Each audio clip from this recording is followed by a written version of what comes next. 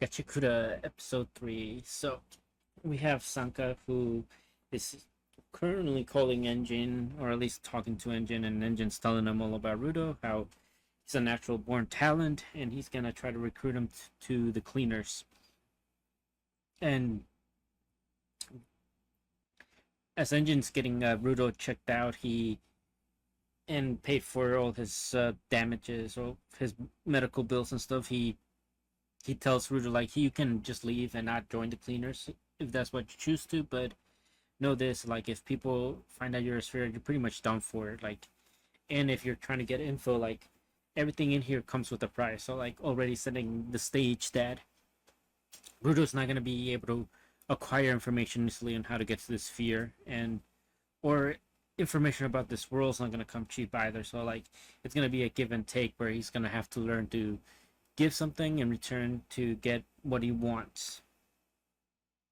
And I love that Rudo looks at the world down here, and he thinks to himself, "Man, I never imagined that the pit would be like this." Like all his life in the sphere, it's always been known like the pit is like hellhole or like the gates of hell. Like once you go there, there's nothing there for you. But Rudo sees this lively city, even though it doesn't look like the prettiest. As like the aesthetic is very nice for like Gachikuta's setting, where like there's dust, feels like there's just dust everywhere, and very much a dump, to for lack of better words, from my part.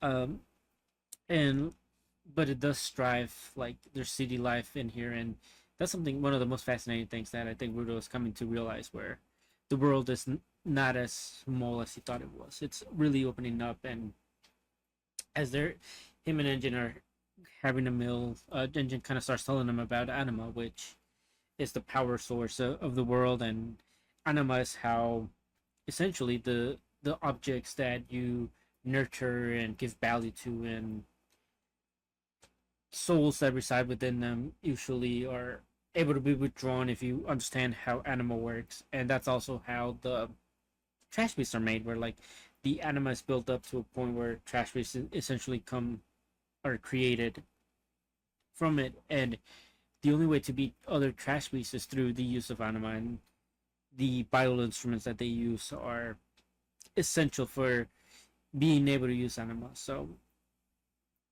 this kind of gives Rudo like a nice sense of like, oh, Recto was correct this whole time. Like everything should have value to it, and if you give it value to it, it actually can make things more powerful.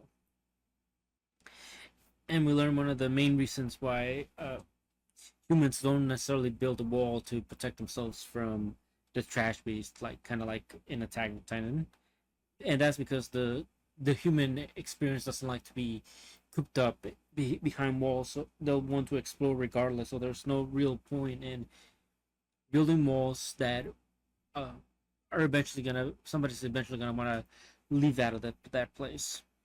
So I like that, and I love that we uh, Rudo also learns that the people that can use vital instruments to defeat the trash beasts are known as givers, and essentially like they give life to their objects.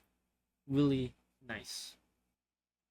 Unlike Engine, who kind of was kind of being a bit sneaky behind Rudo's back, and he essentially sold some of his sphere clothing there to acquire money for Rudo, and at least he gave it to Rudo, but it was like one of those things that Rudo didn't really question at the time, but now he's like, oh no, you actually stole from me, this is the least you could do to give me the money. But yes, as Engine left him with his pocket change, Cat steals it, and Rudo tries to go and catch the cat as Engine leaves to get Zanka. And Rudo grabs a stick from this person at the alleyway, who ends up consistently being Zanka. And Zanka kind of tries to tell him a lesson about like how he shouldn't have just picked off some anybody's treasure, and even though it's a stick, it's Zanka's treasure, so you can really see that it has been taken well good care of, and Zanka does value it so much. And I love that instead of completely lashing out, Rudo starts thinking to what Recto said and how Recto told him that he needs to be more self-aware and have a better, broader perspective of how others feel, so that it doesn't always end up being in a brawl. And Rudo takes that and it's like, okay, well, listen, I'm sorry, I wasn't sure that it was. I thought it was just a random stick, but obviously, if it's yours, I apologize for taking it without consent. And they, Sanka really starts to understand him, and it's like, oh well, no biggie. And he starts smiling at him. So Rudo starts thinking, oh, so a smile just changes the entire vibe that you give off.